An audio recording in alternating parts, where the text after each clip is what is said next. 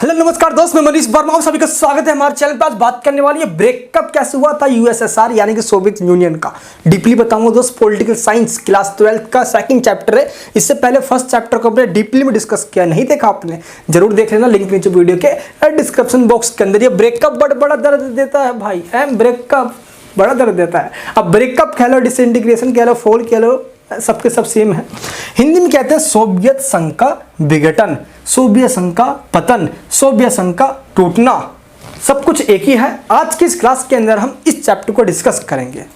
Specially class 12 के अंदर ये टॉपिक है, लेकिन आप आईआर के अंदर इसको स्टडी कर रहे हो। कोल्ड वार चैप्टर जो है उसके कंटिन्यू पार्ट है ना। तो बहुत इंपॉर्टेंट टॉपिक है हमारा। हम पढ़ेंगे यूएसएसआर और समझेंगे दोस्तों सोवियत संघ को। पहले हम चलते हैं, कहानी की शुरुआत करते हैं जब सोवियत यूनियन एक कम्युनिस्ट कंट्री बना था।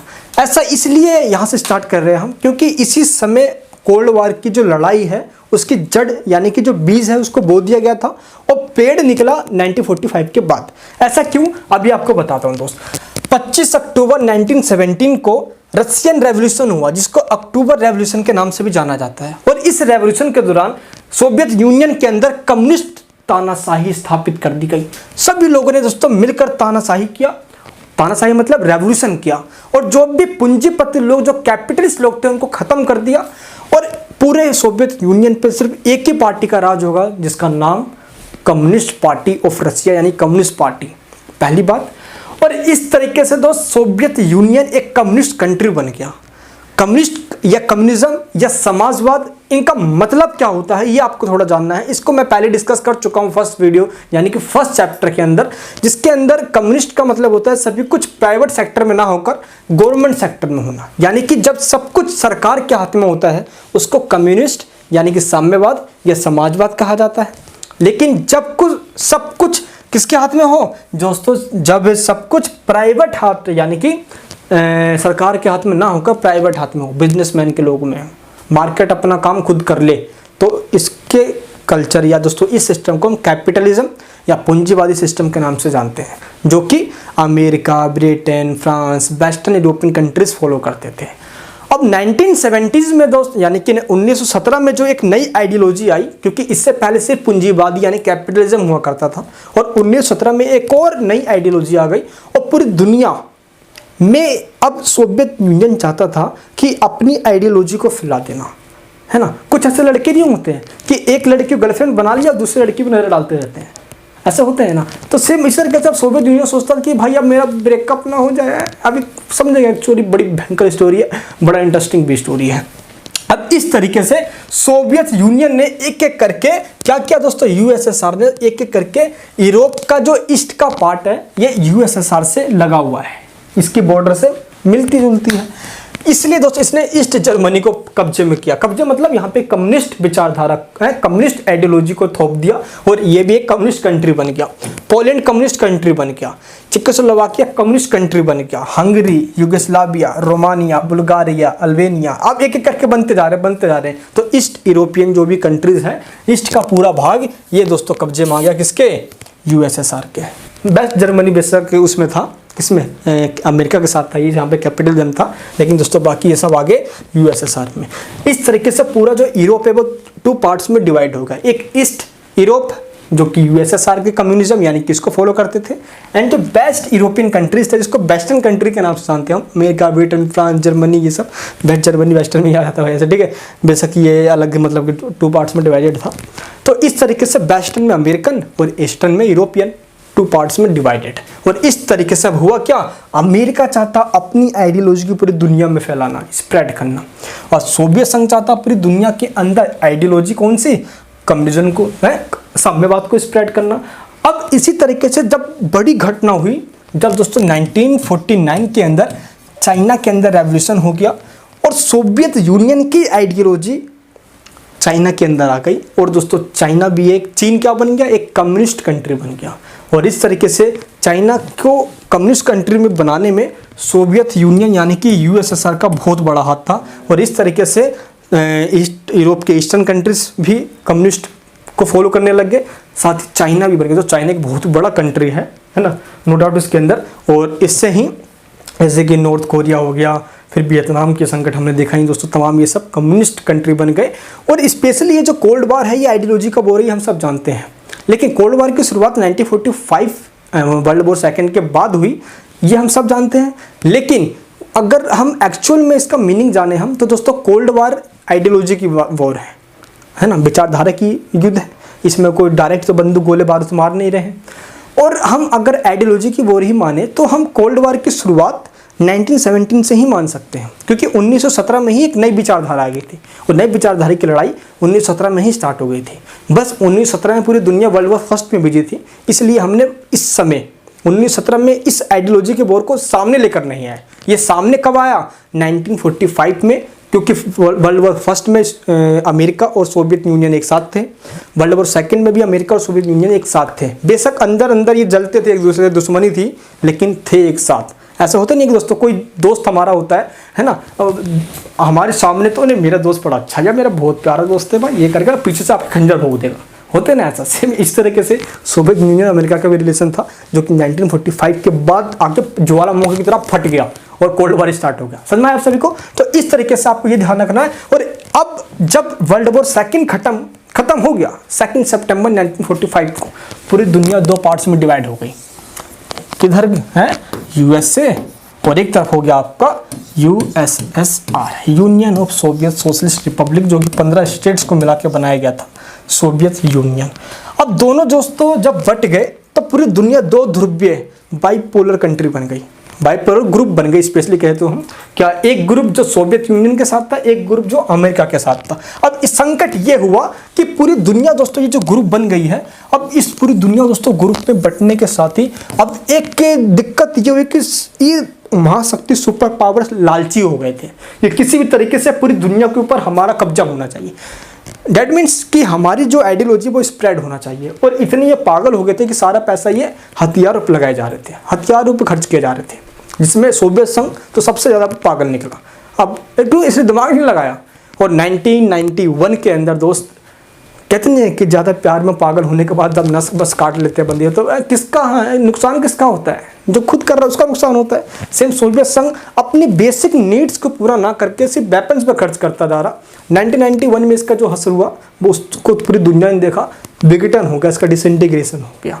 अब 1991 में दोस्तों जब इसका डिसइंटीग्रेशन हुआ तो जो सिस्टम कम्युनिज्म वाली चली आ रही थी, साम्यवादी व्यवस्था जो कि कंट्रोल होती है गवर्नमेंट के द्वारा, अब वो प्राइवेट यानी कि दोस्तों डेमोक्रेसी आ गई उन कंट्रीज के अंदर जो कि कम्युनिज्म को फॉलो क्या करते थे। क्या आगे वहाँ पे लोकतंत्र यानी कि प्राइवेट सेक्टर भी आना स्टार्ट हो गया। यानी कि जो सेंट्रल प्लानिंग का मतलब होता है जो कि गवर्नमेंट के द्वारा कंट्रोल था, तो सेंट्रल प्लानिंग के द्वारा जो अब काम नहीं होता, अब ओपन मार्केट्स के द्वारा होता है। सेंटर मतलब कि पहले गवर्नमेंट डिसाइड करती थी, सेंट्रल गवर्नमेंट, अब मार्केट डिसाइड करेगी। जिसकी डिमांड ज़्यादा है उसकी प्राइस हम करेंगे, यानी जिसकी डिमांड ज़्यादा है उसका प्रोडक्शन करेंगे, जिसकी डिमांड कम है उसको प्रोडक्शन नहीं करेंगे।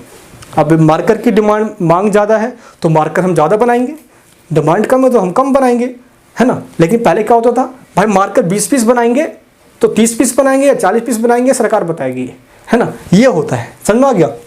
अब जो गवर्नमेंट कंट्रोल था अब प्राइवेट सिटीजन के द्वारा कंट्रोल होने लग गए। जैसे आज हमारे इंडिया में देख लो भाई, अंबानी अंडानी ऐसे सुनते हैं ना सामान, वही वाली बात आती है, ठीक है। एंड अब सोवियत यूनियन की जगह यूरोपियन यूनियन आ गया। वो तमाम कंट्रीज दोस्त जो सोवियत यूनियन के पार्ट्स हुआ करते थे, वो सोवियत यूनियन के पार्ट जो हुआ करते थे फॉर्मर में पहले, अब वो यूरोपियन यूनियन के दोस्तों पार्ट्स बनने स्टार्ट हो गए। 1991 के आसपास की बात है ये, ठीक है, जब सोवियत संघ का विघटन हो चुका था। लेकिन अभी तो मैंने आपको ओवरऑल पर मैंने पूरे चैप्टर का समरी बता दिया ऐसे, ठीक है। लेकिन इस चैप्टर में हम पढ़ने क्या वाले हैं, जो कि आपने टाइटल इसका थंबनेल देखा होगा, इस चैप्टर में हम पढ़ने वाले हैं, चर्चा करने वाले हैं कि ये सोवियत संघ आखिर टूटा ही क्यों, इसका मेन रीज़न क्या था। अब इतना बड़ा दोस्तों, इतना बड़ा कंट्री, पहली बात तो पूरी दुनिया में सबसे क्षेत्रफल के हिसाब से सबसे पहले नंबर पर आता है कौन, रसिया, सोवियत संघ, बहुत बड़ा कंट्री है। इतना बड़ा कंट्री होने के बावजूद 1945 में एकमात्र अमेरिका के बाद दोस्तों सुपर पावर बना, इसके बावजूद भी ये टूट गया। तो इसका मेन रीज़न क्या था, क्या मेन रीज़न था इसके टूटने का और इसके ब्रेकअप होने का, है इसको कौन छोड़ के भाग गई थी जिसके कारण इसका ब्रेकअप हो गया। अभी सब कुछ समझेंगे। इसके दिल का टूटने का मेन कारण क्या था, जिसने सीधे इसके दिल में छेद किया और इसका खोपड़ा फट गया और इसके वजह से पूरा सिस्टम ही खराब हो गया। चलिए पहले हम समझते हैं कि ब्रेकअप होने का रीज़न क्या था। हम इस टॉपिक के अंदर एक एक पॉइंट डिस्कस करूंगा दोस्तों। ऐसे तो मैं अभी हमारा जो मेन था टॉपिक वो हमारे खत्म हो चुका है। अब तक दोस्त ये पूरा हमारा इंट्रोडक्शन का पार्ट चल रहा था। अब हम डिस्कस करेंगे पहले कि सोवियत संघ का विघटन हुआ क्यों। इससे पहले हम ये जानते हैं थोड़ा सोवियत संघ का ये नेचर क्या है ना, उसका यानी कि इकोनॉमिक स्ट्रक्चर क्या था, उसका पॉलिटिकल स्ट्रक्चर क्या था। तो हम सोवियत संघ यानी कि यूएसएसआर के बारे में थोड़ा एडवांस जान पाएंगे। देन हमें ये समझने में थोड़ी हेल्प मिलेगी कि आखिरकार ये टूटा क्यों। ठीक है, चलिए पहले हम ये समझते हैं इसका इकोनॉमिक यानी इसका इकोनॉमिक सिस्टम क्या था एंड इसका पॉलिटिकल सिस्टम क्या था। देखो हम अगर बात करते हैं सोवियत यूनियन की, तो सोवियत यूनियन की अगर हम पहले बात करते हैं इकोनॉमिक सिस्टम की, ठीक है, तो इससे पहले आपको ये समझना पड़ेगा कि सोवियत यूनियन भी तमाम मल्टीकल्चर बहुसांस्कृतिक या बहुराष्ट्रीय एक लोगों को मिलाकर कंट्री बना हुआ था। इसका मतलब क्या होगा, यानी कि दोस्त सोवियत यूनियन के अंदर भी लगभग 60 किस्म की लगभग 60 किस्म की कम्युनिटी रहा करती थी, जिनका अपना मजहब हुआ करता था, है ना, उनकी अपनी कल्चर हुआ करती थी, उनका अपना लैंग्वेज हुआ करता था। तो इस तरह के 60 कम्युनिटी का मतलब कि मल्टी कल्चर स्टेट, बहुराष्ट्रीय, है ना, इस तरह के दोस्तों ये स्टेट हुआ करता था। लेकिन अगर हम सोवियत यूनियन की बात ही करें तो भाई इसके पास कोयला का भंडार बहुत ज़्यादा है, बहुत ज़्यादा था इसका कोयले का भंडार। उस समय बता रहा हूँ मैं, कोयले का भंडार, नेचुरल गैसेस हो गए, बहुत बड़ी मात्रा में इसके पास हुआ करता था। एंड साथ ही दोस्त इसके पास बॉक्साइट सुना आपने, ये बॉक्साइट क्या होता है दोस्तों? बॉक्साइट एक तरफ से नरम चट्टान होती है जहाँ से एल्युमिनियम निकाला जाता है। तो ये बहुत बड़ी मात्रा में सोवियत यूनियन के पास था। ठीक है, अब हम बात करते हैं आर्थिक व्यवस्था कैसी थी।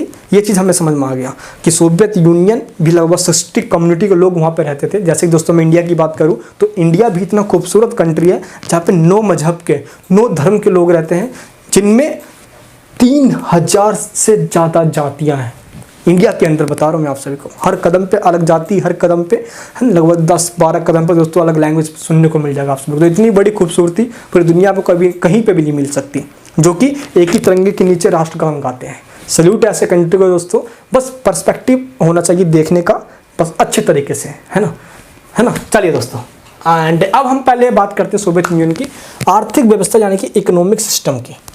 अभी तो हम ये समझ लेंगे इसका मेन इंट्रोडक्शन क्या रहा। चलिए, आर्थिक व्यवस्था की बात करूँ मैं इकोनॉमिक सिस्टम की, तो हम पहले समझते हैं कि सोवियत यूनियन एक समाजवादी कंट्री था। कौन सा कंट्री था? सोशलिस्ट स्टेट था, सोशलिस्ट इकोनॉमी थी इसकी। इस इकोनॉमी का मतलब क्या होता है, इससे पहले ये जानते हैं हम कि जो भी वेस्टर्न कंट्रीज हैं, वेस्टर्न कंट्रीज के अंदर जो भी इंडस्ट्री होती है, बैंक हो गया या इंडस्ट्री हो गई, ये सब के सब किसके हाथ में होता है? प्राइवेट हाथ में होता है। गवर्नमेंट का कंट्रोल कम से कम होता है, जैसे अमेरिका, ब्रिटेन, फ्रांस वगैरह में कम से कम होता है। अब लोग जो भी बिजनेस चाहे वो कर सकते हैं, थोड़ी सरकार से पूछेंगे, लाइसेंस लेने आएंगे, ऐसे तो देश कहाँ से तरक्की करेगा, ऐसे तो सरकार का रुकावट रहेगा उसके अंदर। लेकिन ये तो व्यवस्था थी अमेरिकन या जो भी अमेरिकन कम्युनिटी के कंट्रीज हैं, जैसे कि वेस्टर्न कंट्रीज हो गए, ये सभी में। लेकिन अगर हम सोशलिस्ट स्टेट या सोशलिस्ट इकोनॉमी की बात करें, जो कि यूएसएसआर के अंदर था, इसके अंदर क्या होता है दोस्त? सब कुछ गवर्नमेंट कंट्रोल होता है। किसके द्वारा कंट्रोल होता है दोस्तों? सब कुछ गवर्नमेंट कंट्रोल होता है। तो इस सिस्टम के अंदर सभी कुछ, यानी कि क्या उत्पादन करना है, यानी कि दोस्तों बात करो तुम इंडस्ट्री हो गया, पहली बात है ना दोस्तों, इंडस्ट्री कह लो या आप लैंड कह लो, लैंड मशीन कह लो, बैंक हो गया, है ना दोस्तों, ये तमाम तरीके की चीज़ है ना, ये सब कुछ कंट्रोल सरकार के हाथ में। इंडस्ट्री, बैंक, क्या उत्पादन करना है, कितना प्रोडक्शन करना है, कितना प्रोडक्शन नहीं करना है, ये सब कुछ सरकार के हाथ में है। और तो दोस्तों इस तरीके से एंड कौन सा उत्पादन होगा, किस चीज़ का उत्पादन नहीं होगा, कितनी ज़रूरत है, कितनी ज़रूरत नहीं है, ये सरकार बताएगी। तो सब कुछ सरकार के हाथ में होगा, उसको कहेंगे सोशलिस्ट स्टेट या सोशलिस्ट इकोनॉमी। ठीक है, यानी कि दोस्त किस चीज़ का कितना उत्पादन करना है, यानी कि मैंने आपको एग्जांपल दिया था, ये मार्कर कितना बनाना है ये गवर्नमेंट बनाएगी। एक नहीं दोस्तों मार्केट खुद बना लिया अपने आप पे, नहीं, गवर्नमेंट बताएगी, उतना ही मार्केट बनेगा, ना उससे कम उससे ज़्यादा बनेगा। बैंक, इंडस्ट्री, कारखाने एंड जितने भी दोस्तों एम्प्लॉयज़ हैं, ये सब के सब गवर्नमेंट के कंट्रोल में होगा। चाहे मिनरल्स हो गए, मिनरल्स खनिज हो गए, है ना, नेचुरल गैसेस हो गए, सब भी जितने भी रिसोर्सेज हैं, सभी रिसोर्सेज वो सब के सब किसके हाथ में? सरकार के हाथ में होती है। एक डेफिनेशन दूं मैं, तो the means of the production are owned by the state, यानी कि जो भी प्रोडक्शन के साधन है, जो भी उत्पादन करने की तकनीक है, चाहे मशीन हो गया, चाहे इंडस्ट्री हो गया, चाहे बैंक है, जितने भी साधन रिसोर्स है जहाँ से क्या होता है, प्रोडक्शन होता है, वो सब के सब किसके हाथ में होगा, स्टेट यानी कि सरकार के हाथ में होती है, किसके, गवर्नमेंट के हाथ में होती है। इस तरीके से दोस्त पूरी दुनिया के अंदर रसिया चाहता था यही सिस्टम पूरी दुनिया में फैलाना। और दोस्त रसिया के इलाके में आपको बताया मैंने कि रसिया से दोस्तों ईस्ट यूरोपियन कंट्रीज मिलती है, इसलिए इसने इस ईस्ट यूरोपियन कंट्रीज में भी अपनी आइडियोलॉजी को स्प्रेड करना स्टार्ट कर दिया। सेकंड जो इसकी हम पॉलिसी को समझते हैं, यहाँ पे थी प्लान्ड इकोनॉमी। सोशलिस्ट इकोनॉमी समझ में आ गया, अभी मैंने आपको बता दिया इसका अंतर। गवर्नमेंट कंट्रोल है तो वो सोशलिस्ट है, अगर वो प्राइवेट कंट्रोल है तो वो कैपिटलिज्म है, जो पूंजीवादी व्यवस्था होती है, जैसे कि अमेरिका, ब्रिटेन, फ्रांस, ये सारी व्यवस्था होगी। अब इसकी सेकंड जो दोस्तों जो मेन फीचर है सोवियत यूनियन की, वो है प्लान्ड इकोनॉमी, जिसको हम नियोजित अर्थव्यवस्था कहते हैं। नियोजित मतलब प्लानिंग होता है ना। तो प्लान्ड इकोनॉमी का मतलब ये होता है कि गवर्नमेंट पहले ही ये डिसाइड कर देगी कि कौन सा सामान कितना बनाना है और कौन सा सामान कितना नहीं बनाना है, ये गवर्नमेंट बताएगी, ठीक है।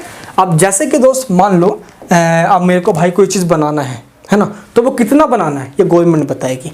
ये दोस्तों सिस्टम जो है सोवियत यूनियन के अंदर 1928 में सबसे पहले इम्प्लीमेंट किया गया था, जिसको पंचवर्षीय योजना 5 ईयर्स प्लान के नाम से जाना जाता था। यही प्लान दोस्त इंडिया जब आज़ाद हुआ था तो 1951 में दोस्त जो हमारी सबसे पहली फर्स्ट पंचवर्षीय योजना, फर्स्ट 5 ईयर प्लान जो इम्प्लीमेंट किया गया, ये हमने रसिया से ही अडॉप्ट किया था। ये आपको पता होना चाहिए क्योंकि दोस्तों भारत के जवाहरलाल नेहरू सोशलिज्म से काफ़ी ज़्यादा है ना बहुत प्रभावित थे ये, है ना। अब इस तरीके से हम देखें तो उद्योगों का, इंडस्ट्री का विकास करने के लिए ये सिस्टम लाया गया था सोवियत यूनियन के अंदर कि हम बड़े बड़े इंडस्ट्री लगाएंगे, इंडस्ट्री का विकास करेंगे, इससे क्या होगा, उद्योग धंधे खुलेंगे, हम क्या करेंगे, इकोनॉमी को प्लान करेंगे। और दोस्तों जितने भी इकोनॉमी है, इकोनॉमी मतलब जितने भी इंडस्ट्री हैं, बड़े बड़े उद्योग धंधे, बैंक इंडस्ट्री, बड़े बड़े कारखाने, फैक्ट्री, सब कुछ सरकार के हाथ में हो गई इससे, है ना। बड़े बड़े तो छोड़ो भाई, छोटे एक सुई भी बनाना है, एक सुई भी बनानी है तो सरकार बताएगी। अब जूते भी बनाना है तो सरकार बताएगी। आलू कितना उत्पादन करना है तो सरकार बताएगी। अब कुर्सी कितना बनाना है तो सरकार बनाएगी। चेयर कितना, मेज कितना बनाना है तो सरकार, टेबल, चेयर सब कुछ सरकार बताएगी, है। आप मर्जी से कुछ नहीं कर सकते, यानी कि यहाँ पे आपको इंडिपेंडेंट ही नहीं है। यहाँ पे इंडिपेंडेंस का क्या है, लैक ऑफ इंडिपेंडेंस है, ठीक है। यहाँ पे स्वतंत्रता की कमी है भाई, स्वतंत्रता का अभाव है। नेक्स्ट बात करते हैं जीवन स्तर कैसा था यहाँ का, है ना। स्टैंडर्ड ऑफ लाइफ कैसा था यहाँ का सोवियत यूनियन का। अगर मैं आपको बताऊँ यहाँ का स्टैंडर्ड ऑफ लाइफ, तो वेस्टर्न कंट्रीज के मुकाबले, यानी कि अमेरिका, ब्रिटेन, फ्रांस, ये सब दोस्तों जो है, जर्मनी, स्पेन, पुर्तगाल, कनाडा वगैरह हो गया, इन सभी के मुकाबले सोवियत यूनियन के जो लोग हैं इनका लाइफ स्टैंडर्ड काफ़ी नीचा था। ये एक सच्चाई है। सोवियत यूनियन में दोस्तों नीचा होना है, लेकिन इन कंट्रीज़ में लोगों को आज़ादी थी, इंडस्ट्री प्राइवेट सेक्टर था, और इस वजह से जिसके पास पैसा है वो आगे निकल जाता था, जो अमीर बन जाता था, जिसके पास पैसा नहीं है वो गरीब बन जाता था। तो ये सिस्टम वेस्टर्न कंट्रीज़ में था। लेकिन यहाँ पे क्या था दोस्तों, लोगों को यहाँ पे था, लोगों का स्टैंडर्ड बेशक वेस्टर्न कंट्रीज से नीचा था, लेकिन दोस्त यहाँ पे सभी को घर देना सरकार की जिम्मेदारी थी। आवास, घर देना, होम शेल्टर सबको। हेल्थ सरकार को देखना था, डिफेंस सरकार को देखना था, सभी की एजुकेशन मिले सरकार को देखना था, बुढ़ापे में सभी को पेंशन मिले सरकार को देखना था। तो दोस्त ये सारी सुविधाएं सरकार के द्वारा दी गई थी। एक खास बात और थी सोवियत यूनियन की, जो कि दोस्तों वेस्टर्न कंट्रीज, अमेरिका वगैरह में भी ये नहीं था। वो क्या था, वो था दोस्तों right to work. Right to work दुनिया का एकमात्र पहला ऐसा कंट्री था सोवियत यूनियन जहाँ पे लोगों को राइट टू वर्क था। राइट टू वर्क का मतलब क्या है, काम का अधिकार। जैसे कि फंडामेंटल राइट्स के अंदर हमारे पास स्वतंत्रता का अधिकार है, समानता का अधिकार है, राइट टू फ्रीडम है ना हमारे पास। जैसे कि हम मेरे दोस्तों कोई भी मतलब हमारी कोई फ्रीडम छीन नहीं सकता, सेम। तो वहाँ पे लोगों को राइट टू वर्क था, यानी कि अब आप अगर काम करने लायक हो गए तो जितने भी लोग हैं सबको सरकारी नौकरी मिलेगी। सोवियत संघ में ऐसा सिस्टम था। अब सोवियत संघ बेशक स्टैंडर्ड ऑफ लाइफ इसका इतना नीचा है, ये अमेरिका से भी तो इतना तरक्की नहीं कर रखा भाई इतना। बेशक अमेरिका का टक्कर दे सकता था ये, नो डाउट, लेकिन अमेरिका की तो बराबरी नहीं कर सकता था ना ये, है। फिर भी दोस्तों इसने अपने लोगों को काम का अधिकार दे रखा था। अब इस काम के अधिकार के खर्चे को ये आगे चल के झेल नहीं पाया था, इसलिए 1991 में टूटने का एक मेन रीज़न था इसका, ठीक है।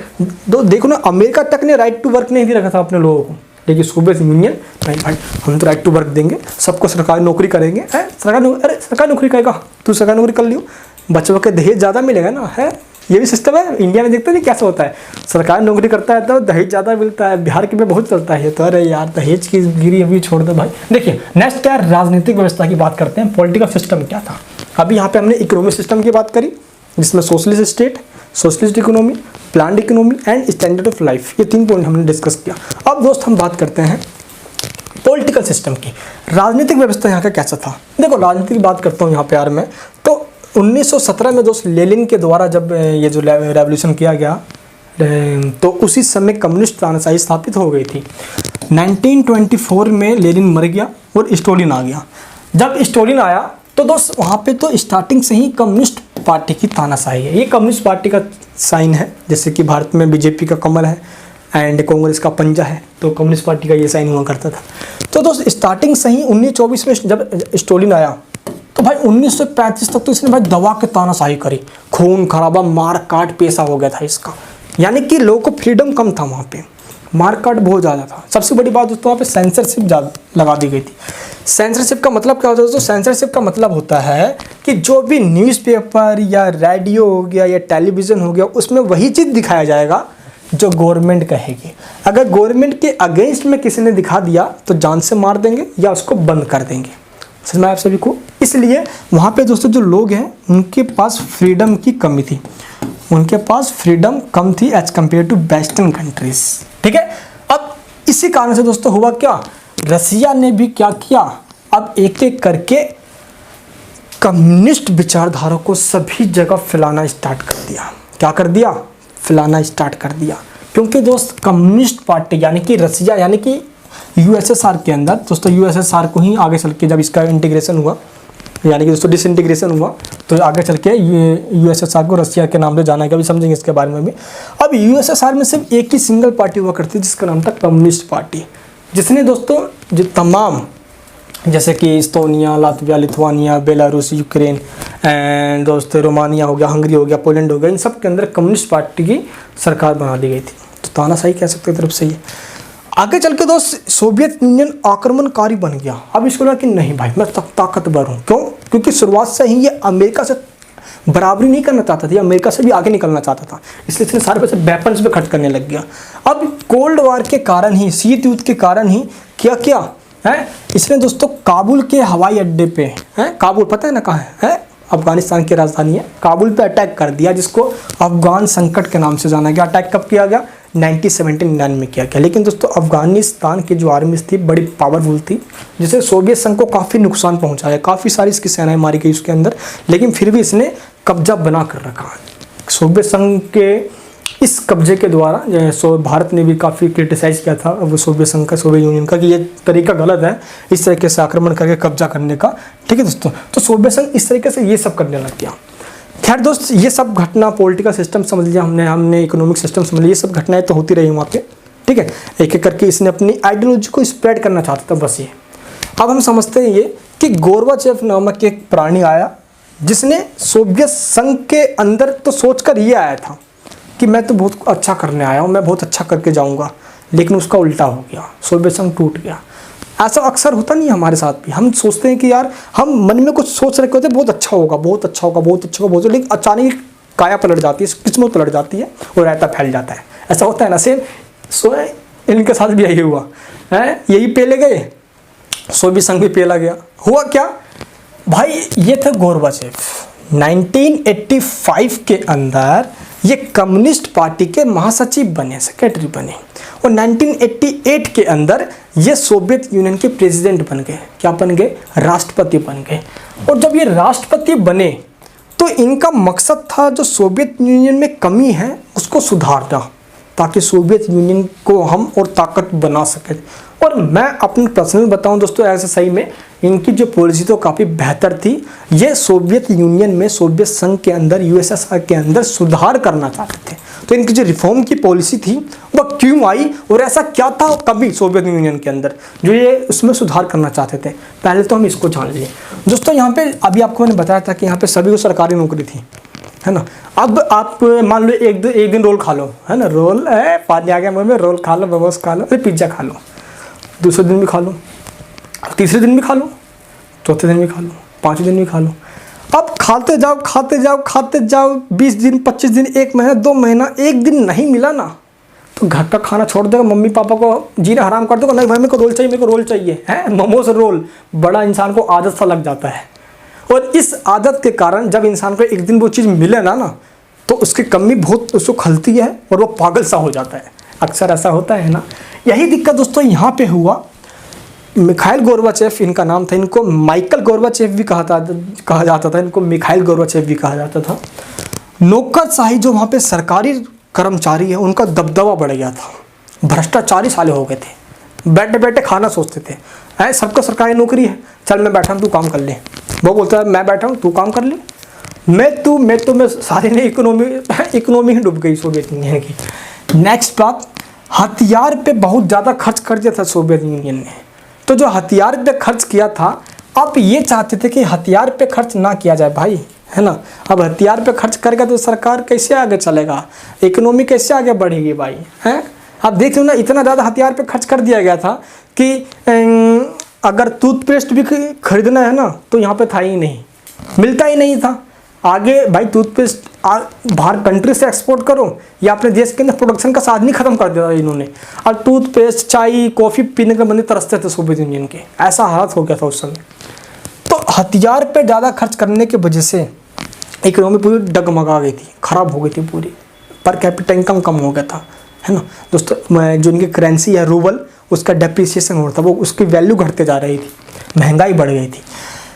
सोवियत यूनियन ने देशों को अपने पिछलग्गू बनाने के लिए जैसे रोमानिया हो गया, हंगरी हो गया, पोलैंड हो गया, इनके ऊपर पैसा खर्च करता था ताकि वो मेरे पिछलग्गू बने रहे, मेरे को फॉलो कर रहे। कर पैसा खर्च, अपना देश संभल नहीं रहा, दूसरे देश के अंदर पैसा दे रहे हैं। देखो यार, एंड दोस्त इसके देश में यानी कि सोवियत यूनियन के अंदर खाद्य संकट आ गया था, तब भी चाहते थे अब इन सब में सुधार करना वो।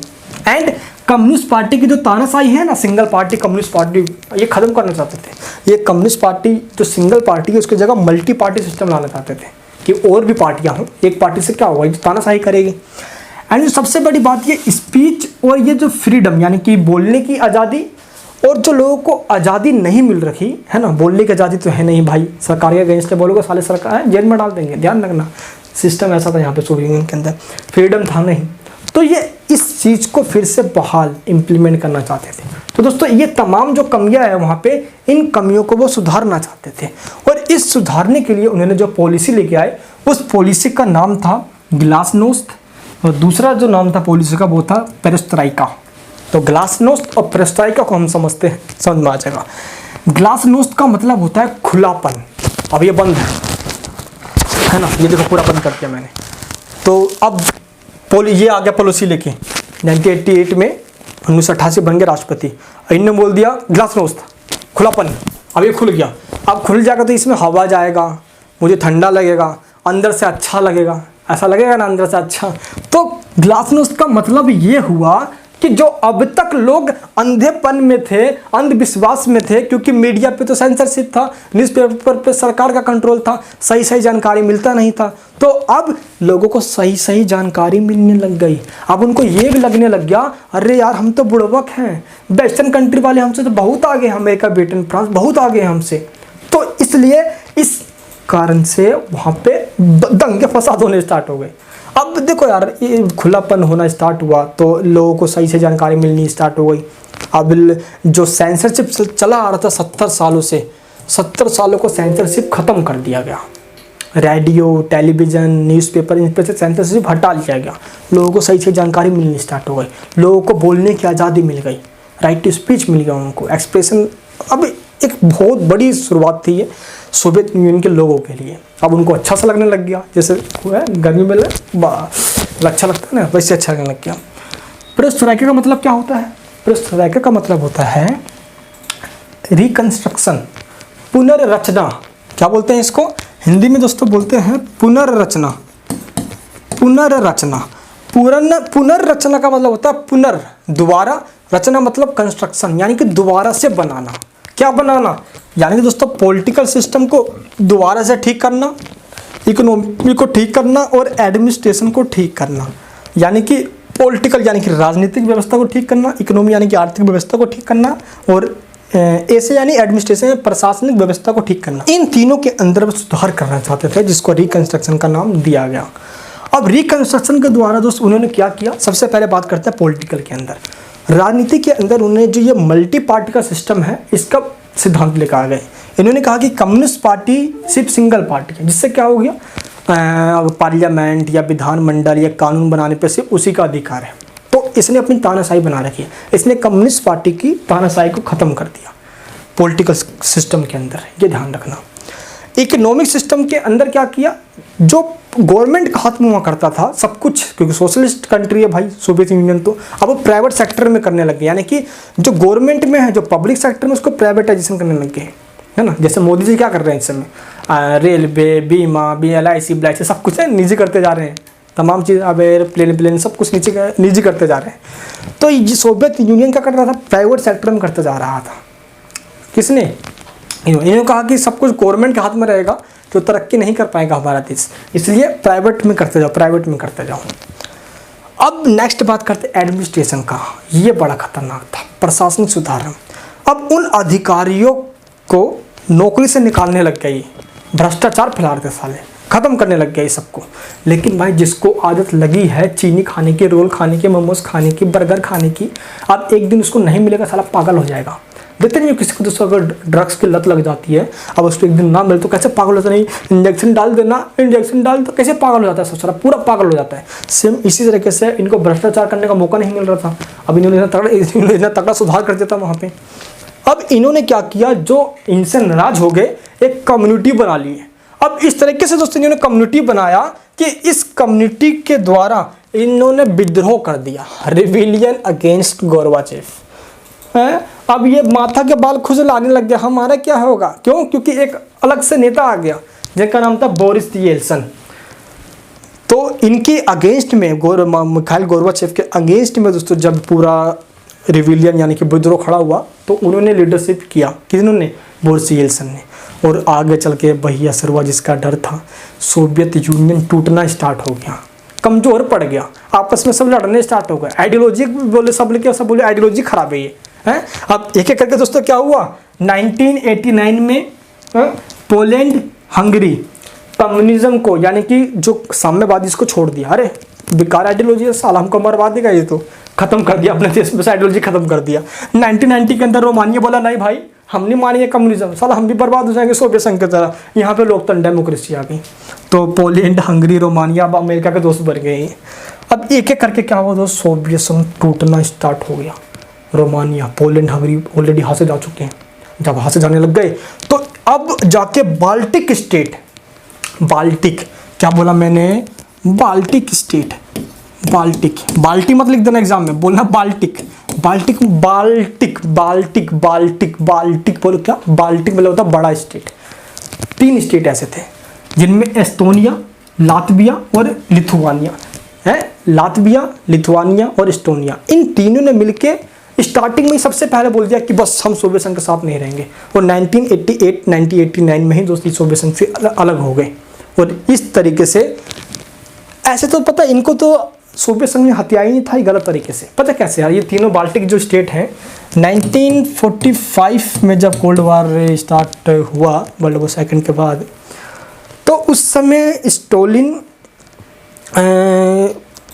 पे एक आरोप लगाया गया कि इस समय बताया जाता था यार ये, कि स्टोलिन ने हिटलर के साथ 1940 में एक गुप्त संधि करके इन तीनों स्टेट को सोवियत यूनियन में मिला लिया था, और इसलिए ये तीनों अलग हो गए, हम तुम्हारे साथ नहीं रहेंगे, हाँ तुमने पहले हमसे जासूसी करके धोखाधड़ी करके हमको अपना लिया था, मिला लिया था, नहीं रहेंगे तुम्हारे साथ। और सबसे पहले दोस्तों बेलारूस ने और यूक्रेन ने सोवियत यूनियन से बाहर निकलने की घोषणा कर दी, और उसके बाद दोस्तों ये तीनों निकल ही गए, बेलारूस निकल ही गया, रोमानिया, हंगरी, पोलैंड निकल ही गए। अब एक एक करके दोस्त सोवियत यूनियन कमज़ोर होता चला गया और टूट गया, और दोस्त आगे चल के क्या हुआ, सोवियत यूनियन टूट गया। अब वो देश जो दोस्त एक समय था कि ये बहुत बड़ा देश हुआ करता था, सोवियत यूनियन दोस्त टोटल 15 राज्यों को मिला के बना हुआ था। किन राज्यों को मिला के बना हुआ था, टोटल दोस्त 15 राज्यों को मिला के सोवियत यूनियन बना हुआ था। और इस तरह से अगर आपको मैं मैप के अंदर दिखाऊं, ये देखिए दोस्तों, अभी आपको मैं मैप दिखाता हूँ, ये देखिए दोस्तों, यूएसएसआर टोटल 15 राज्यों को मिला के बना हुआ था। 15 में से 12 ने क्या किया है, एक संगठन बनाया जिसका नाम था CIS, Commonwealth of independent state, Commonwealth of independent state. और हम अलग स्वतंत्र राष्ट्र हैं, स्वतंत्र राष्ट्रों का राष्ट्रमंडल हिंदी में कहा जाता है। इन्होंने ये बना लिया। और जो बच गए 203 जो आपको बताया था ना मैंने, कौन, बाल्टिक स्टेट, क्या नाम बताया था, बता जल्दी बताओ, लातविया, लिथुआनिया, एस्टोनिया, ये 3 कंट्री ने अपना अलग इंडिपेंडेंट कंट्री बना लिया अलग अलग से।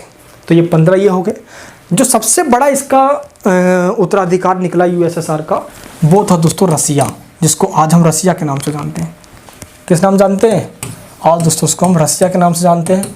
यूएसएसआर को परमानेंट मेंबरशिप थी यूएनओ के अंदर, तो यूएसएसआर की परमानेंट मेंबरशिप रसिया को मिल गई। अब इस तरीके से सोवियत यूनियन क्या हुआ दोस्तों, टूट गया।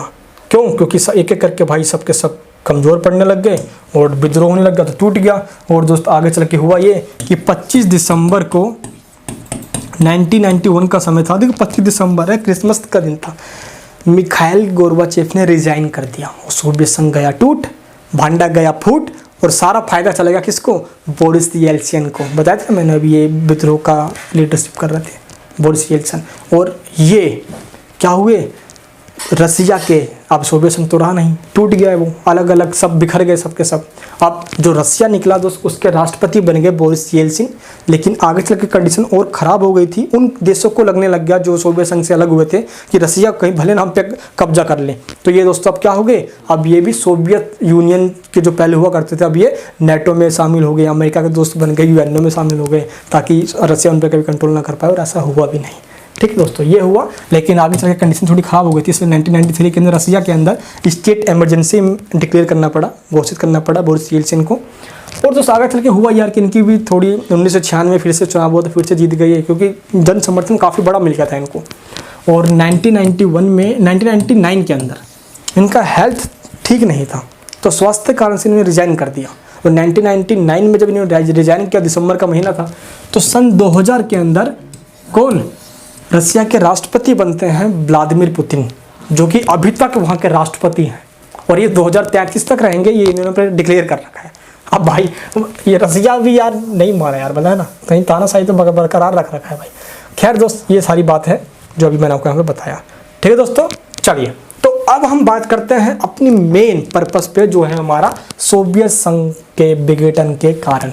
आखिरकार सोवियत संघ टूटा ही क्यों? अगर आपने अब तक की सभी स्टोरी को अच्छे से समझ लिया है, तो मुझे नहीं लगता आपको ये चीज़ समझ में नहीं आएगा जो आप बताने वाला। इस तरफ हिंदी में होगा और इस तरफ इंग्लिश में होगा। मैं दोनों ही मीडियम वाले बच्चों को कोई कष्ट नहीं देना चाहता, इसलिए चलिए बात करते हैं।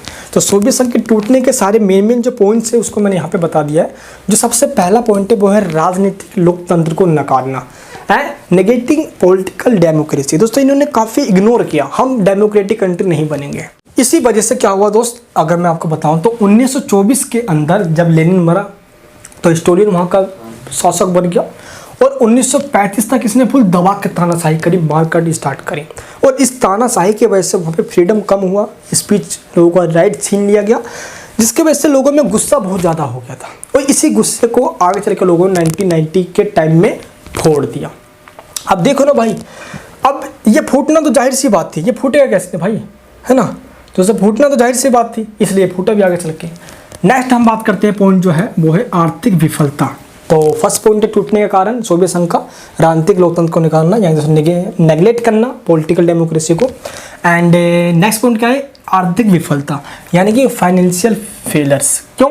इसने सारे अपने जो पैसे हैं, जो पूंजी है, जो धन है, उसको वेपन्स पे खर्च कर रहा है। बोल रहा है हम अमेरिका से बराबरी थोड़ी करेंगे, हम अमेरिका से आगे निकलेंगे, हम हथियार बनाएंगे, हम अमेरिका से आगे निकलेंगे, अमेरिका को फोड़ेंगे, हम क्यूबा मिसाइल संकट करेंगे, हम कोरिया के बोर में जाएंगे, हम वियतनाम बोर में जाएंगे, ले जाना बोर, ले घुसा रहे अंदर भाई। अब हुआ ये आगे चलकर इस सोवियत संघ टूट गया। क्यों? क्योंकि लोगों को दोस्तों टूथपेस्ट बिस्कुट खाने का तक पैसा नहीं मिलता था, हैं दोस्त, चाय, बर्गर, मोमोस, ये सब तो दूरी की बात है भाई। वहाँ पे लोग अपनी बेसिक नीड्स को भी पूरा नहीं कर पाते थे, बेसिक नीड्स को पूरा नहीं कर पाते थे। यानी दोस्तों वेस्टर्न कंट्रीज़ के मुकाबले वहाँ के लोग काफ़ी बैकवर्ड थे, पिछड़े हुए थे। लोगों को पता चल गया था कि किससे? जब ग्लासनोस्ट की पॉलिसी लेकर आए थे मिखाइल गोर्बाचेव, तो लोगों को पता चल गया, अरे भाई हम तो बहुत बैकवर्ड है, सारे सबके सब खड़े हो गए हैं, रिविजन में यानी कि विद्रोह करने लग गए। नेक्स्ट पॉइंट है दोस्तों सैन्यकरण। वही सैन्यकरण की बात, वही वाली बात है, सेना पे खर्च करना, मिलिट्रिज्म पे, है ना, मिलिट्री पे खर्च करना, बेसिक नीड्स को इग्नोर करना। अरे भाई हथियार क्या करेगा? जब पेट में खाना नहीं रहेगा तो बंदूक चलाएगा इंसान कैसे? इकोनॉमी इतनी ज़्यादा जर्जर होगी, इतनी ज़्यादा कमज़ोर होगी दोस्तों, बैंक दिवालिया हो गए। अभी आगे नेक्स्ट पार्ट में बताऊंगा आपको मैं शॉक थेरेपी के बारे में, कि बहुत पूरी इकोनॉमी खत्म होगी इसकी यार। मतलब कि ज़्यादा वेपन्स पे खर्च करना इसकी सबसे बड़ी बेवकूफ़ी थी सोवियत संघ को। ये इसको आगे जाके समझ में आया कि यार काश नहीं इतना पैसा खर्च किया होता मैं वेपन्स पे, तो मेरे लोग कम से कम मेरे खिलाफ तो नहीं होते। और सबसे बड़ी नाकामी सोवियत संघ की थी, इसके लोग ही इसके खिलाफ हो गए, जिससे आइडियोलॉजी भी खत्म होती चले गई और इसके सभी साथी देश भी छोड़ दिए साथ, जा और हो गया ब्रेकअप, चल तेरे साथ नहीं रहेंगे हम, चल तेरे से ब्रेकअप, चल ब्रेकअप, सब ने ब्रेकअप कर लिया इससे। अब ब्रेकअप कर लिया, बेचारा अकेले क्या करेगा, ये टूट गया ये भी। और सोवियत संघ जब टूट गया तो एक ही इसका बच्चा पैदा हुआ, वो था यूएसएसआर, है वो क्या था? Soviet union. यानी जो सब यूएसएसआर के सारे बच्चे सब, यानी कि सबको आप देखोगे मैप के अंदर तो यूएसएसआर 15 स्टेट से मिले हुए थे, तो सबने इसको साथ ब्रेकअप कर लिया। तो यूएसएसआर से जो बच्चा पैदा हुआ वो था रसिया, तो जो आज रसिया हम देखते हैं, रूस तो इसको कहते हैं, ठीक है। चलिए भाई, तो ज़्यादा वेपन्स भी खर्च करेगा ना तो बुढ़ाएगा, ऐसे ही मारल जाएगा भाई। चलिए नेक्स्ट है पश्चिमी राष्ट्रों से सोवियत संघ की तुलना। अब हुआ ये कि पश्चिमी राष्ट्रों से, यानी कि जब ग्लासनोस्ट की पॉलिसी आई तो खुलापन आ गया, अभी व्यक्ति की आज़ादी मिल गई, लोगों को सही जानकारी मिलने लग गई। अब जब उनको ये पता चला कि वो वेस्टर्न कंट्री से काफ़ी बैकवर्ड हैं, पीछे हैं, क्योंकि अब तक उनको ये बताया जाता था कि हम वेस्टर्न कंट्री से बहुत आगे हैं, वेस्टर्न कंट्री से कुछ नहीं हमारे मुकाबले में, राइट टू बर्थ दे दिया गया था, जो झेल नहीं सकता था, है चादर, बोलते नहीं है कि दोस्तों की पाँव उतना ही पसारो जितना बड़ा चादर है, ज़्यादा करोगे तब बीच से फट जाएगा, साला हक दोगे बीच में, हो ऐसा होता। तो इसी तरीके से भाई दिक्कत यहाँ पे ये हो गई थी। अब सोवियत संघ अपने औकात से जब ज़्यादा करेगा तो मार काटल जाएगा भाई। और दिक्कत ये हुआ कि वेस्टर्न कंट्री के मुकाबले में इसके लोगों ने अपने आप को पीछे पाया, साले ने विद्रोह कर दिया। जब विद्रोह कर दिया तो गड़बड़ हो गया भाई, सोवियत संघ टूट गया। गोर्बाचेव की नीतियाँ, यही तो सबसे बड़ी रीज़न बन गया। जो इंसान सुधार करने के लिए आया था, रिफॉर्म करने के लिए आया था, अक्सर ऐसा होता है कि जो इंसान अच्छाई के पर्पज़ से कोई काम करता है तो 2-4 गाली देने वाले भी आ जाते हैं, टांग खींचने वाले भी आ जाते हैं, पकड़ने वाले भी आते हैं, ऐसा होता है ना। सेम यही हुआ दोस्तों गोर्बाचेव की नीतियाँ। अब भाई ये जो पॉलिसी लेकर आए थे, अभी आपको मैंने क्या बताया, जिसको ड्रग्स का लत लग जाएगा, उसको एक दिन ड्रग्स नहीं दोगे तो वो आपको जान से मार देगा, वो कुछ भी कर देगा भाई उसको पाने के लिए। सेम दोस्त जिसको भ्रष्टाचार का आदत लग गया था, जिसको अब उनको लगता है कि नहीं भाई हम तो राइट टू वर्क है भाई, हम तो अपना खाएंगे बैठ के आराम से मौज करेंगे, हैं। अब इंसान भ्रष्टाचार कर रहा है, वहाँ पे सब कुछ उसको आदत लगी पड़ी है, वो पुराने सिस्टम में घुल मिल गया है। अब एक नया सिस्टम आया, डेमोक्रेसी, प्राइवेटाइजेशन, गवर्नमेंट कंट्रोल खत्म कर देना, अब कम्युनिस्ट पार्टी का तानाशाही खत्म कर देना, मल्टी पार्टी सिस्टम आ जाएगा, बहुदलीय सिस्टम व्यवस्था। तो सब लोग नाराज़ हो गए। अब मिखाइल गोर्बाचेव के अगेंस्ट में विद्रोह करने लग गए। इस वजह से सभी आपस में टूटने लग गए और सोवियत संघ खत्म हो गया, यानी टूट गया। पश्चिमी देशों की भूमिका, पश्चिमी देशों की दोस्तों भूमिका क्या है यहाँ पे? अब जो भी, यानी कि अब मान लो अब ऐसे कंट्री जो दोस्त सोवियत संघ से नाराज़ होते हैं, उनको अमेरिका हेल्प दे देता। अब अमेरिका हेल्प देगा तो जाहिर सी बात है दोस्त कि वो अमेरिका जब हेल्प कर रहा है तो वो अमेरिका के ग्रुप में आ जाएंगे, सोवियत संघ टूटना स्टार्ट हुआ। तो यहाँ पे पश्चिमी देशों की भी भूमिका रही इसके अंदर सोवियत संघ को तोड़ने में, ठीक है।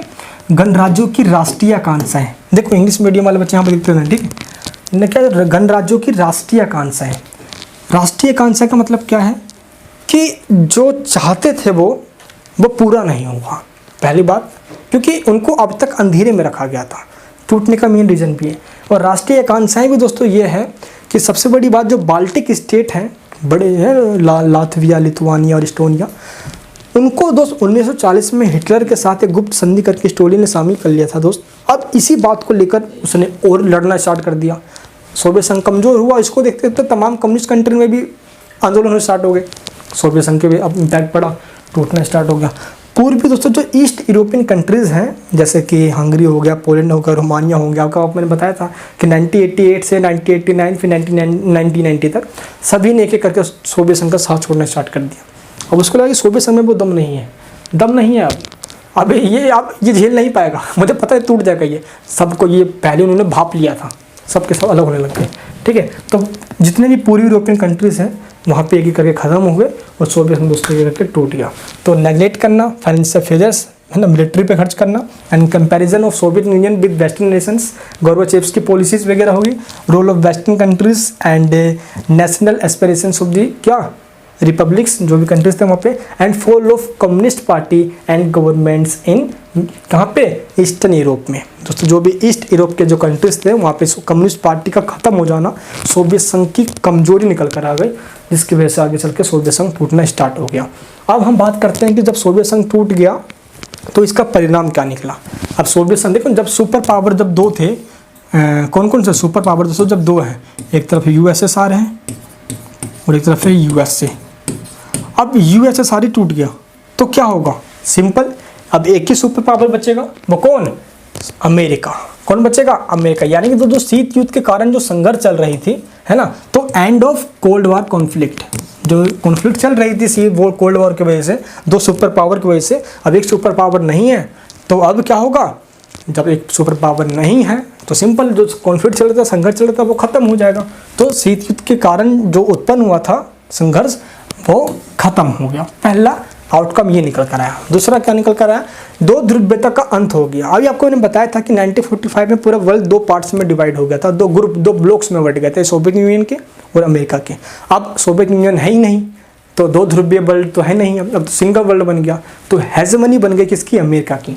तो दो ध्रुवीयता का अंत हो गया और संयुक्त राज्य अमेरिका की सर्वोच्चता बन गई। द एंड ऑफ टू है क्या हुआ, पॉलिटिक्स, यानी कि बाइपोलर सिस्टम का एंड हो गया, and the sovereignty of the United nation. Sovereignty दोस्तों यहाँ पे आप कह सकते हो, इसके जगह पे आप किसकी, हेजेमनी क्या हो गई, हेजेमनी। थर्ड चैप्टर में दोस्तों पढ़ेंगे इसके बारे में। एंड नए देशों का उदय हुआ, जो सोवियत संघ से निकल कर, जो सोवियत यूनियन से निकल कर आए वो दोस्तों नाटो में ज्वाइन हो गए, क्योंकि उनको डर था कि रसिया आप कहीं इन पे कब्जा न कर ले। तो नाटो आपको मैंने बताया था कि 4 अप्रैल 1949 को अमेरिका के द्वारा बनाया गया था, अमेरिका का ऑर्गेनाइजेशन है। तो ये अब नए नए कंट्री अमेरिका के संगठन नाटो में और यूएन में ज्वाइन होने स्टार्ट हो गए, तो नए नए कंट्री निकल कर आए। अब दोस्तों देखो, स्टार्टिंग से ही कमजोरी दिखने लग गई थी। 1988 में जो भी अफगानिस्तान के अंदर सोवियत यूनियन की सेनाएं थी, आर्मी थी, उसको इसने वापस बुला लिया था। 1989 के अंदर बर्लिन की वॉल ऑफ बर्लिन उसको गिरा दिया गया था। और 1990 के अंदर क्या हुआ, ईस्ट जर्मनी और वेस्ट जर्मनी यानी कि पूर्वी और पश्चिमी जर्मनी का यूनिफिकेशन हो गया, हुआ आपस में मिल गए, एकीकरण हो गया उनका। तो एक एक करके देखा जाए तो सोवियत संघ की आइडियोलॉजी की फेलर और कैपिटलिज्म की जीत हुई। ये जीत एक कंट्री की तो है, अमेरिका बेशक जीता, लेकिन दोस्तों ये जीत आइडियोलॉजी की है। और इसी जीत ने, अगर आप दोस्तों आप आईआर पढ़ोगे तो आप उसके अंदर देखोगे दोस्त कि 1991 से पहले हमारी जो नेशनल पॉलिसी या फॉरेन पॉलिसी कह लो या इकोनॉमिक पॉलिसी जो हमारी रही, वो उसमें कहीं ना कहीं सोशलिज्म का प्रभाव ज़्यादा है। लेकिन 1991 के अंदर भी हमारी पॉलिसी यानी सोवियत संघ के टूटने से हमारी इकोनॉमी पे काफ़ी बड़ा इम्पैक्ट पड़ा। क्यों, क्योंकि दोस्त 1991 में हमने एलपीजी अपनाया, लिबरटाइजेशन, प्राइवेटाइजेशन, ग्लोबलाइजेशन, उदारीकरण, निजीकरण और वैश्वीकरण। अभी तक हमारे पास ज़्यादा जो रिसोर्स है वो कंट्रोल था गवर्नमेंट के हाथ में, अब हमने प्राइवेट हाथ में देने लग गए, क्योंकि अमेरिका की आइडियोलॉजी की जीत हुई है, कैपिटलिज्म की जीत, पूंजीवाद की जीत, और आइडियोलॉजी जो है सोशलिज्म, समाजवाद, उसकी हार हुई है, जो कि कंट्रोल सरकार के हाथ में होता है, इसकी हार हो गई है। अब जीत हो गई कैपिटलिज्म की। तरीके करके अब दुनिया के तमाम कंट्री ने कैपिटलिज्म, इवन जो सोवियत यूनियन के कंट्री हुआ करते थे, ये स्टेट हुआ करते थे, वो आगे चल के उन्होंने भी डेमोक्रेसी बन गए एंड कैपिटलिज्म के फॉलो करने लग गए। तो एक करके यहाँ पे क्या हुआ, समाजवाद का अंत होने लग गया। खैर दोस्तों 1949 में जो चाइना जो बना था कम्युनिस्ट कंट्री, इसने दोस्तों 1978 में, देखो सोवियत यूनियन से पहले ही इसने अपने आप को प्राइवेट करना स्टार्ट कर दिया था, वरना ये भी डूब जाता। और आज बेशक कोई सा भी कंट्री अपने आप को ये नहीं कह सकता कि मैं टोटली कंप्लीटली मैं क्या हूँ, कम्युनिस्ट कंट्री हूँ। बेशक चाइना अपने आप को कम्युनिस्ट कंट्री कहता है, वहाँ पे दोस्तों इस समय एक ही पार्टी है, single party system, communist party. जो शी जिनपिंग वहाँ पे आजीवन जब तक जिंदा है तब तक के लिए वहाँ पे राष्ट्रपति बन गए। तो तानाशाही दोस्तों देखो, जहाँ पे सिंगल पार्टी सिस्टम है वहाँ पे तानाशाही होती है, ये तो जाहिर बात है यार, है ना। हाँ, लेकिन उसके अपने फायदे नुकसान भी हैं, मैंने आपको पार्टी सिस्टम में समझाया है। चलिए दोस्तों, तो आज की क्लास में हमने सोवियत यूनियन का पूरा इंट्रोडक्शन पार्ट समझा, हमने इसके पॉलिटिकल सिस्टम, इसके economic system and Soviet union का विघटन, इसका डिसइंटीग्रेशन क्यों हुआ, मेन रीज़न देखा हमने, एंड इसके कॉन्सिक्वेंसेस क्या निकले, इसके मेन परिणाम क्या निकले, आउटकम क्या निकल कर आए, हमने ये भी देखा। तो दोस्त पॉलिटिकल साइंस क्लास 12th के स्टूडेंट्स अगर आप हो और इस वीडियो को देख रहे हो, तो अभी दोस्तों ये फर्स्ट पार्ट है इस चैप्टर का। यहाँ पे हमारा मेन जो पोर्शन है वो ख़त्म हो चुका है। सेकेंड पार्ट के अंदर दोस्त हम बात करेंगे शॉक थेरेपी पे। शॉक थेरेपी क्या है और इंडिया के क्या रिलेशन है यूएसएसआर के साथ, और यूएसएसआर जब खत्म हुआ तो रसिया के साथ क्या रिलेशन है, हम इस पर भी बात करेंगे सेकंड वीडियो के अंदर। दोस्त ये वीडियो आपको कैसे लगी प्लीज़ मुझे नीचे कमेंट बॉक्स में बताना, लाइक करके दोस्त एक बार मेरी उत्साह को बढ़ाना, और ऐसे वीडियोस अगर आप और चाहते हो तो चैनल को सब्सक्राइब करके बेल आइकन ऑन करना। आप भी मेरी ताकत हो, मेरी जुनून हो, मेरी शक्ति हो, मेरी अमान हो, अरमान हो, मेरी जान हो, इसलिए इस वीडियो को सब जगह शेयर करना, लाइक करना जरूर भाई। इस वीडियो को बनाने में बहुत मेहनत लगती है, बहुत मेहनत। इस मेहनत को सफल बनाना, चैनल को सब्सक्राइब करके बेल आइकन ऑन करना। मैं मिलूंगा दोस्तों नेक्स्ट वीडियो के अंदर ऐसे ही एक और वीडियो के साथ, धमाकेदार वीडियो लेकर आता हूँ। आप सभी का प्यार बने रहे। मिलूंगा नेक्स्ट वीडियो में। जय हिंद,